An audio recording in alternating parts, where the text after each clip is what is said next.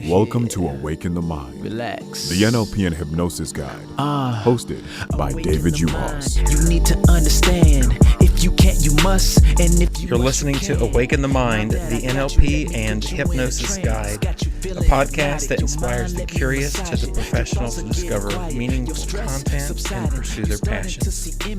My name is David Uhas, and I'm a master NLP practitioner and hypnotist, best known for losing over 100 pounds and running 6 marathons in 2 years.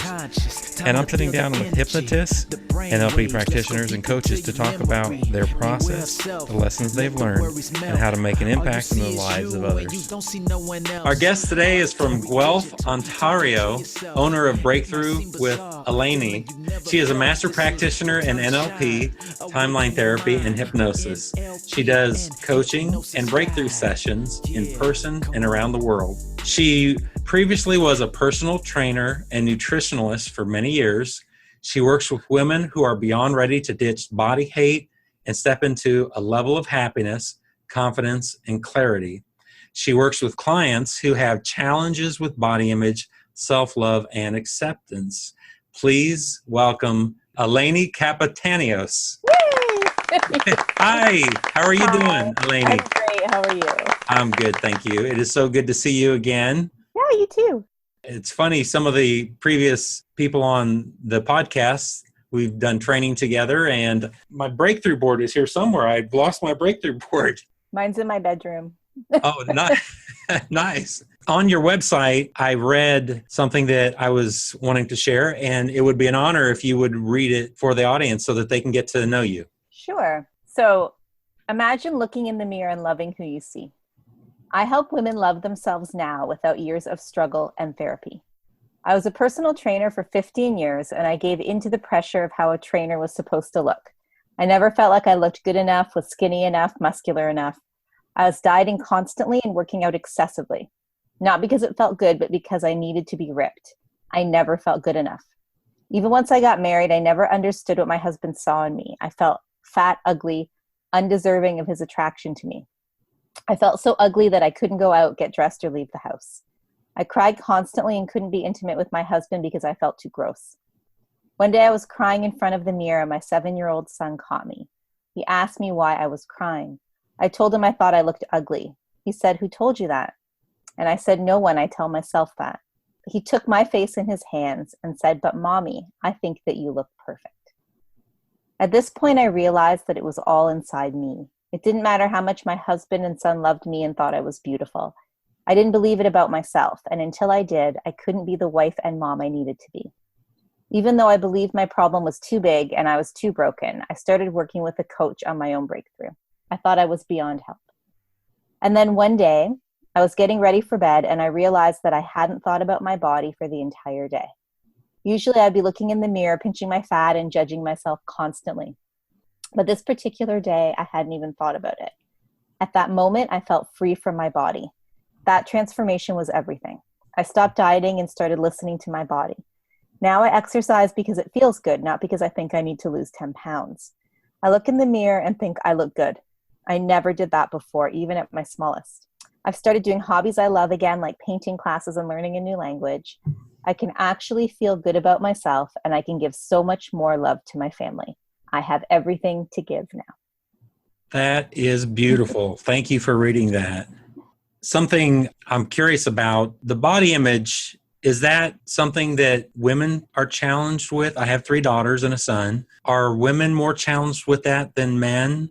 I feel like they are, although men are starting to feel it as well, I think, because there's this real muscular, masculine ideal for young men now.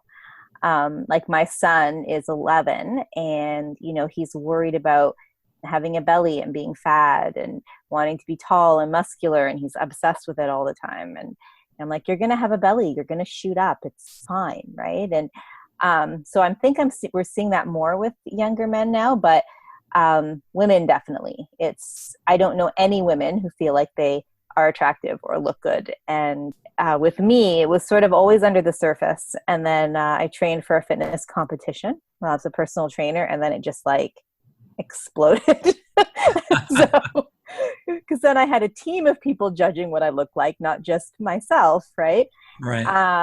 And even when I was so ripped and fit and tiny, I would look in the mirror and I couldn't even see it. Like I couldn't even enjoy it. And I just felt like I needed to be, better and better, and I wasn't good enough. And, I have worked with a lot of women who, it's like, oh, I'll be happy 20 pounds from now. Oh, I'll be happy when I'm this size. Oh, I'll be happy then. And my work with them is getting to the point where they're happy now in their own skin regardless, right? And it's awesome to have goals, right? If people want to lose weight, that's great, but let's feel great now, because that's going to make things easier, right? Right. When you're not fighting against yourself.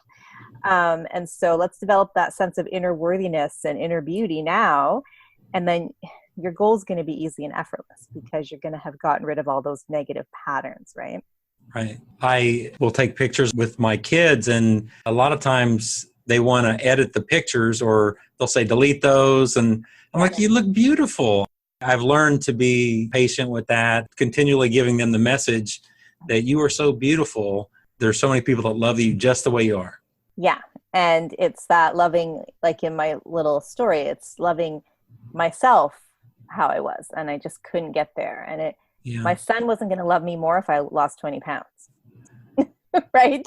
People in your life, my husband didn't even think I looked different. Like he didn't know. So, he didn't understand. And we're just have this thing where women, we just are fighting against our bodies and hating them. And, I want women to embrace who they are and see past that. Tell me about growing up. Where were you born and raised? Schools, activities, anything you'd like to share? Well, I was born in Cuba, New York, in New York State, about 3 hours south of Buffalo. And when I was about 4, we moved to Canada. My mom got into grad school, and I've been in Canada ever since. I actually was a high school teacher, my former life. Hated it. Hated it. You work for all this time to get to your goal, and then you're like, wait a minute, I hate this.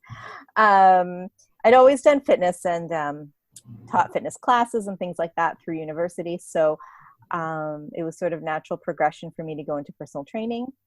I've always had that entrepreneurial mindset. So I never liked working for other people. And I worked at a gym briefly, and then I took all my clients and I opened my own place. And, that progressed for about 15 years or so. But it was getting harder and harder to hide how bad I felt about myself. And the personal training just sort of made it worse because, when you say you're a personal trainer, people look you up and down, right? And there's a lot of pressure in the industry to look a certain way. And then I was struggling with chronic dieting and disordered eating. But in that industry, it's normalized, right? And so as a trainer, you're supposed to have all this willpower and bring your food with you to family events. So I'm eating my chicken and broccoli while everybody's eating lasagna, and that's normal, right? It's not normal.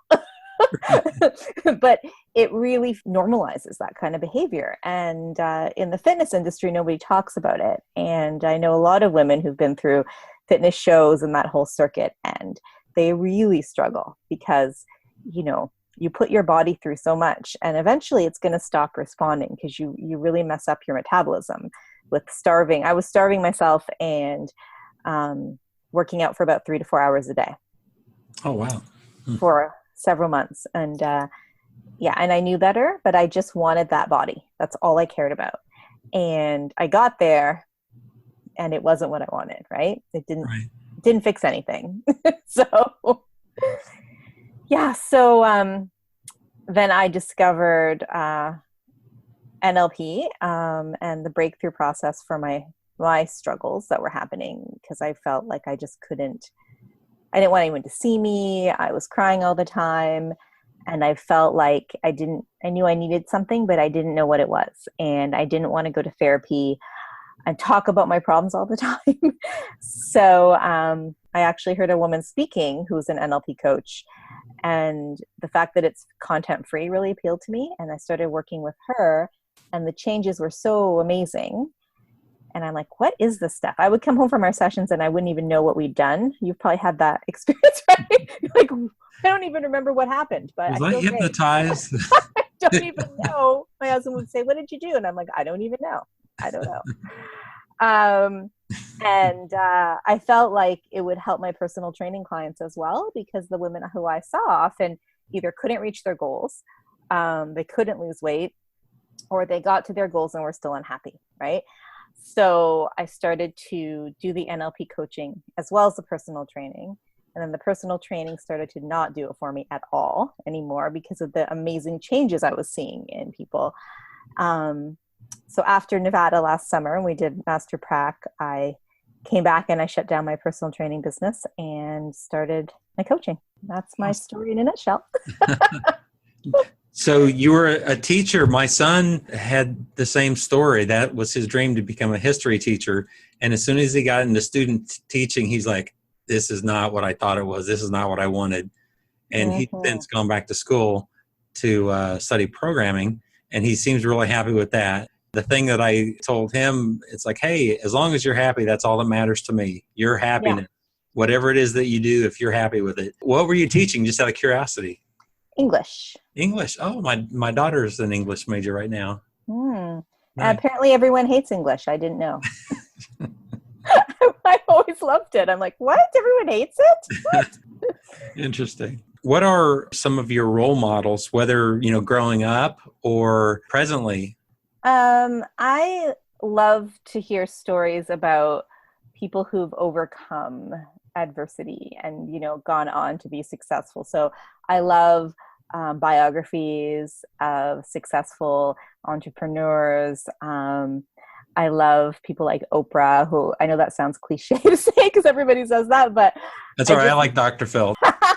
I look like Dr. Phil. I agree with him sometimes. Right. People who have overcome these circumstances and really grown from it and show their strength and their strength of character. I love that. I love how Oprah is spreading these positive messages because there's so much negativity in the world right now, right? And to just focus on that positive, right? So I don't know if I have a particular role model, but I love people like that who are inspirational. I love those stories. I'd like to share something with you about myself, and maybe you can talk to this. I've shared this with some people, but I don't tell everybody. I actually had experience with bulimia, and I didn't think it was a problem, but apparently it was. And go figure. Yeah. And so, I had some counseling around that. And so I had body image issues growing up. For sure, men do. I was very large, even by today's standards. I remember the feeling of, it was as if this is who I am and I can't escape it. And I thought I'm always going to be this way and nobody's going to love me. And eventually that all changed. Do you have any experience working with people with eating disorders? Or I'm guessing in the weight training world, they do all kinds of interesting things to make things happen. Had a lot of clients with eating disorders, all women so far. A lot of young women with bulimia, food restricting, anorexia. I have a client right now and binges and purges. But as you know, as a practitioner, that's not what it's about, right? That's the symptom of the actual problem that we found out. So she's doing fantastic. It works beautifully. This process of the breakthrough works beautifully for disordered eating. And these girls come to me and they've tried everything, right? And they're at a place where it's like, come and see me or go away to England and be force fed for 6 months in a home or whatever. And I'm like, well, you're going to have to come back to this anyway. The force feeding isn't going to work, right? But yeah, it's big. I mean, there's a lot of women struggle from it, and men as well, I know. And I've also had clients who are older, my age, who will say, oh, well, I used to have, this eating disorder, but I don't anymore. And oftentimes, like, it's still there, but it's now kind of over here, right? It's presenting differently. So it's very interesting to see that shift happening when somebody just kind of like pushes it to the back, right? And never addresses it. Yeah. I don't know that the person was using NLP techniques that worked with me, but possibly. The amazing thing was that they were constantly challenging me with questions about what could potentially happen, the side effects, the dangers because of the acidity. But I remember the day that I never went back was when they asked me, do you know that statistically, when people are in that cycle, they're actually gaining weight? And I'm like, what? Yeah. What? Because my whole goal. And I started thinking about it, and it's like, you know what? They're absolutely right. And the reason I say that, and I've used it as examples with NLP, sometimes the NLP seems almost too good to be true, the promise. But in a moment, that change happened, and I never went back. I mean, I'd been doing it since like age 8 up to like almost 40 something.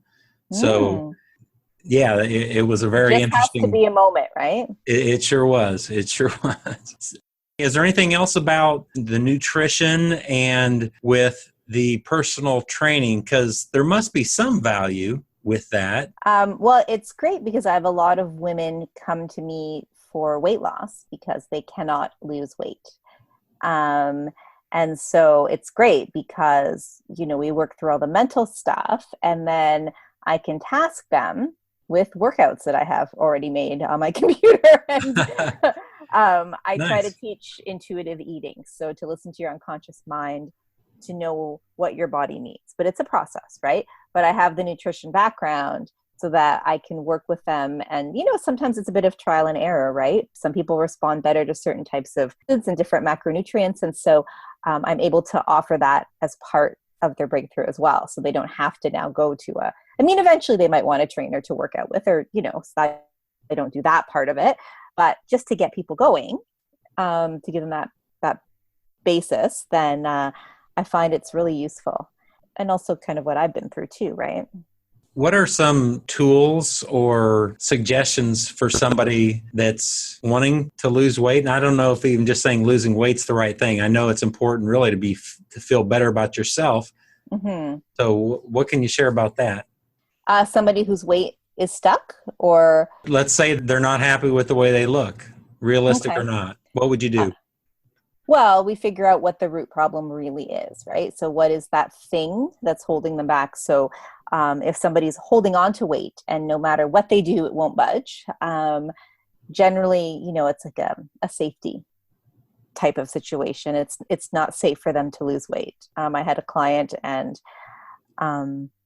she'd had a boyfriend who just sort of dumped her out of the blue. And, she started putting in all this weight, and then there was this unconscious belief, whereas like, well, if he broke up with me because I'm fat, then I can handle that. But if that's not the reason, it's because of me as a person, and I can't handle that. Right. So It was sort of a safety thing that we had to work through. Or some people know what they need to do, but can't make themselves do it. Right. That's another type of problem. And it could be sort of an undeserving type of situation where they don't feel like they deserve to. I mean, it sounds crazy, right? When you say these beliefs out loud, right? Because of course, consciously, they want to be healthy, but there's, something unconscious that's holding them back. Otherwise you would do the things, right? Yeah. So there's a lot of different issues that happen around the weight issue. I have some women come in and they don't need to lose weight necessarily. They look completely fine, but they feel disgusting inside. They feel worthless, which is sort of my thing. And, it could be a variety of different issues through their life that have brought them to that point. And they sort of feel like they don't even know who they are anymore. I have a lot of women who just don't even know who they are, to the point where they don't even know what they like to eat. So it's a very interesting, it can sort of go in different ways, right? I had to shift. I didn't like food either. That was something else that was interesting. I had to shift my metaphor for food that I eat to nourish my body. And I'm not even sure what it was before that, but I really actually hated to eat. Food is so pleasurable. Yeah. I mean, it's a good thing, not something to feel bad about. Exactly. Consciously, right? Right. Unconsciously, we do all these things that don't seem to make much sense. Yeah. share with our guests about the mind and body connection along the lines of how our thoughts can create not only whether it's weight gain or it can create releases of hormones in our body that can cause disease. Yes, well, it's an interesting thing to try to explain to clients, right? Because they have a very linear, different way of thinking. But they come to me because they're like, all right, well, I've tried everything else. Right? I just need a magic pill. Might as well, whatever. But, a point in your life, your unconscious mind makes these decisions. And it really thinks that at the time that decision is the best choice for you, right? Like, oh, I need to create anxiety to deal with this. Or, oh, right, I need to hold on to that weight because it makes me feel safe. Or whatever that decision is, and it creates a pattern in your brain, a deep, deep pattern and a pathway that you just have to keep going there, right? You can't make it stop. I'm sure everybody's had that kind of thing happen, right? Like whenever my mother calls, I get anxious or right, things like that. You can't make yourself stop even though consciously you want to stop, right? Consciously, I want to lose weight, but I'm gaining weight and I can't stop, right? And so these little patterns are created through events that happen throughout your life.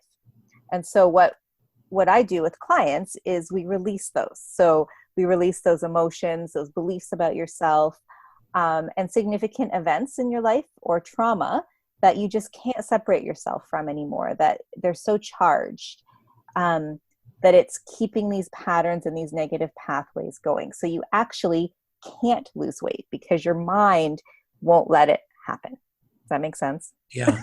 Yeah. Sometimes I feel like I'm talking in a circle. And so, like if I have a client and, the weight issue is safety, and it's not safe for her to lose weight because, she can blame a lot of things on her weight. Oh, if I don't get a promotion, maybe it's because I'm big, right? Or, well, if a guy doesn't like me, then it's because I'm big. And she doesn't have to think that, oh, well, maybe it's me. Right?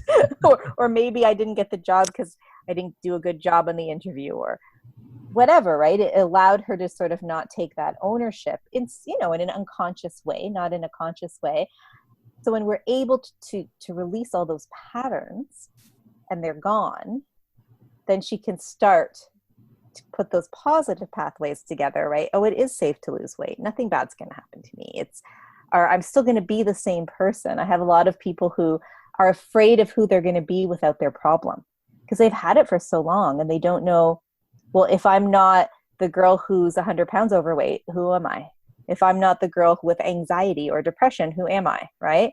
And so when they can let go of that and that's safe, and we can fill that with amazing positive stuff, then they can let the problem go. They can let the weight go and it starts to shift, right? Things start to shift.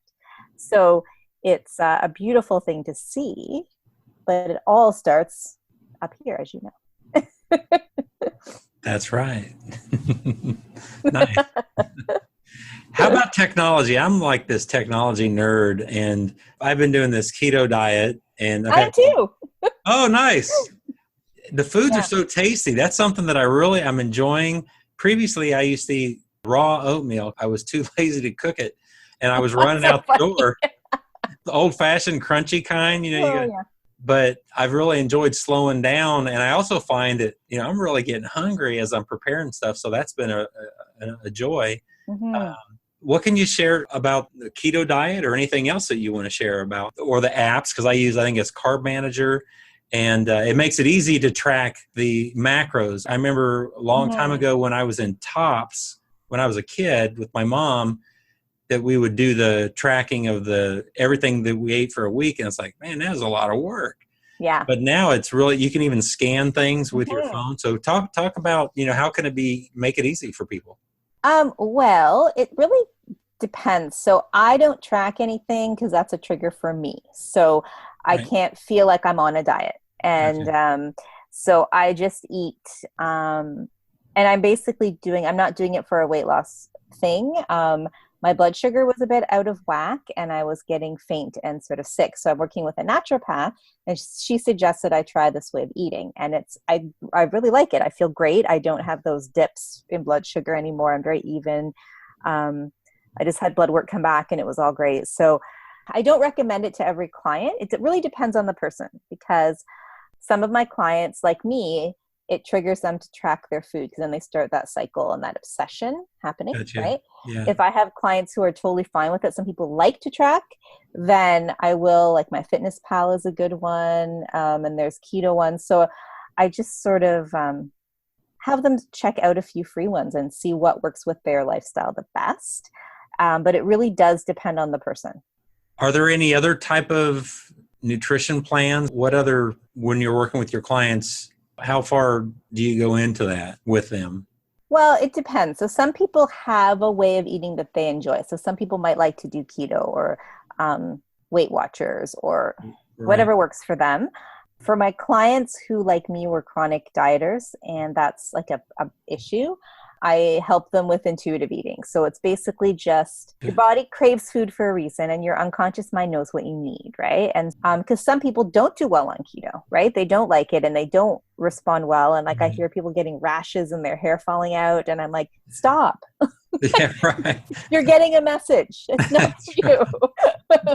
But and so some people do well with a little more carbohydrates. So I have a process that I take people through so that we can start to figure that out. And it's a little bit of trial and error, but after a little while, they're very comfortable just eating, right? Because women have this thing with food. I don't want to say women and men, people, where, you know, certain foods are bad and certain foods are good. And I'm good if I had this and I'm bad if I had that, right?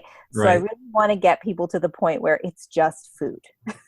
Right? It's just food. It doesn't mean anything but nourishment and enjoyment of your life. And if you go and have a plate of nachos, you're not a bad person. You don't need to feel guilty, right? So it's those emotions around food that we want to get rid of, because it's weird, right? I don't know why we do that.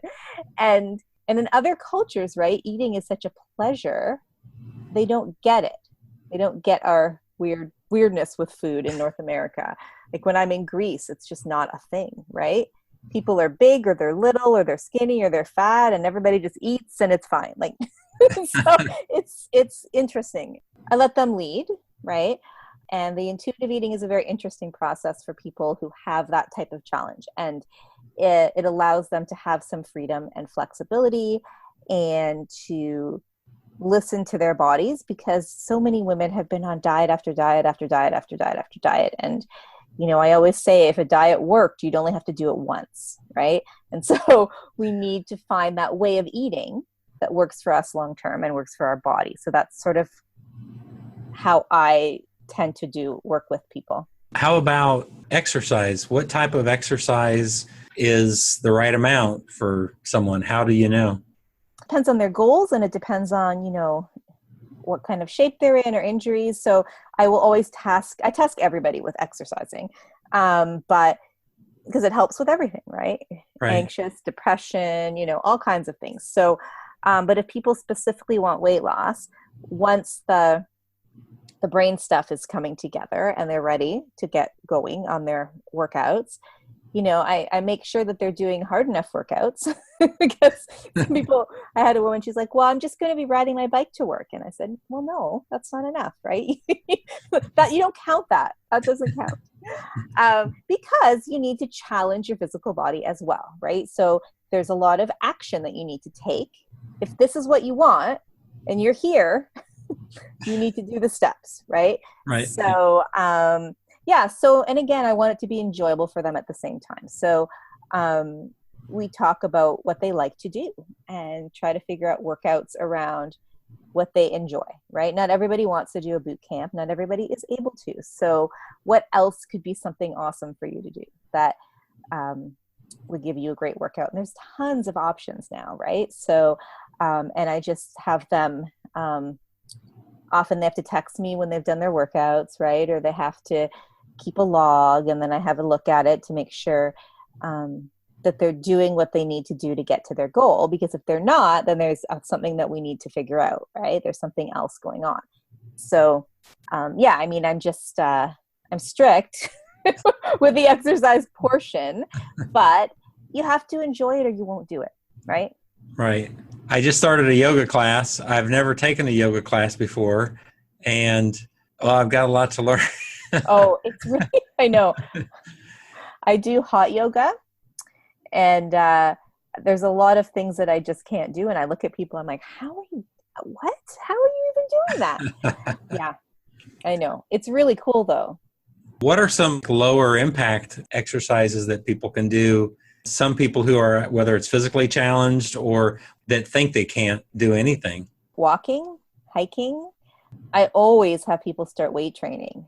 Even if I'll say go and get some 5-pound dumbbells and just let's get started, right? Because you need to be building that lean muscle. And it's important for, bone density, for everything. You want to be doing weight-bearing exercises. So whatever that level is, and I can get them started, but then I normally recommend that they, start with a personal trainer or go to a class where that's going to be part of it or something like that. So I just sort of get them going, and then, they need to kind of run with that, because it's not, the personal training isn't really my thing anymore. So I know it, obviously I have the knowledge to get them started, but that's not my thing. Right. Tell me about Greece. You were born in New York. Is that right? Yeah, I was born in New York State, and my mother is of Greek background, and she met my father in Greece, and they got married there, and then they moved back to the U.S. And my father actually died in a car accident when I was just a baby. I was about 11 months old or so. So she was a widow at 25. And but I'm close to his family, and my aunt, they live on Lesbos, which is near Turkey, and we try to go every couple of years. So Nice. One of my goals, I want to start running retreats, and one of my goals is to do a retreat there. Maybe next summer, don't know. Yeah, and I'd love to have a home there as well and spend summers there, and I'm learning Greek as well. So it is so hard. That language is not for the faint of heart. There's a lot of symbols, right? There's different kind of symbols and all these crazy rules, and it's like a math equation. It hurts my brain. Oh my gosh. But it's fun though to challenge yourself and do something totally different out of your comfort zone, right? So so I love Greece. It's my favorite place in the world. Tell me about this retreat. I'm interested. We will talk. What's it look like? I'm just sort of thinking about it now. So I have, my aunt owns a hotel in a fishing village in Lesbos, and then I have a cousin who owns a hotel in a neighboring town. And Nice. I was thinking of, having something that would be really nurturing for people and have different modalities, right? So have someone that's doing yoga in the morning, someone doing Reiki, someone doing, you know what I mean? Right. Different. Yeah. I would love to have someone, do a Greek cooking class, or to have some cultural things as well. So I'm just like, literally, I just thought of it 2 weeks ago. So I don't know, but there's another woman who I know who does tapping, and she's interested as well. We might plan something together, and Nice. So that could be very exciting. Very cool. Well, I put my coaching hat on there. I was future pacing you to. I'm not committed. But it sounds wonderful. That would just be incredible. I'm a photographer, and I haven't traveled much, and I've seen pictures though of Greece. Just so beautiful there. It really is. It's and the people are so lovely and welcoming. And we were actually there during when the refugees were coming in. So that town was one of the places where they were coming in on the rafts. So we would be swimming, and a raft of people would come up. And it was quite shocking and really quite the eye-opener for us and for my son as well, because for him to see these people who came with nothing, and they had babies with them, and they were, just walking and not even knowing where they were going. And it was quite the experience, I will tell you that. It was pretty interesting. So what's coming up next for you? Do you have any training that you're personally doing? I'm just trying to grow my coaching business now. So I'm in a health clinic with 9 other practitioners. So there's naturopaths and chiropractor, osteopath, physio. It's a great team of women who I work with. So I'm just trying to grow my practice there. And I'm also getting my online coaching programs happening as well. And so I have some free programs right now, some paid programs. I have a private Facebook group as well. And I'm trying to get all that happening. So I can launch some, I'd like people to be able to do a little bit of work with me at different price points, right? Because not everybody, not everybody can do the full breakthrough. And so I would really like to help as many people as possible feel better. And so I'm going to have different online coaching programs at different levels. And so that is happening. Hopefully it'll all be in place by the fall. And yeah, it's keeping me busy right now. Well, I looked at your website. It is a really nice website. Thank you.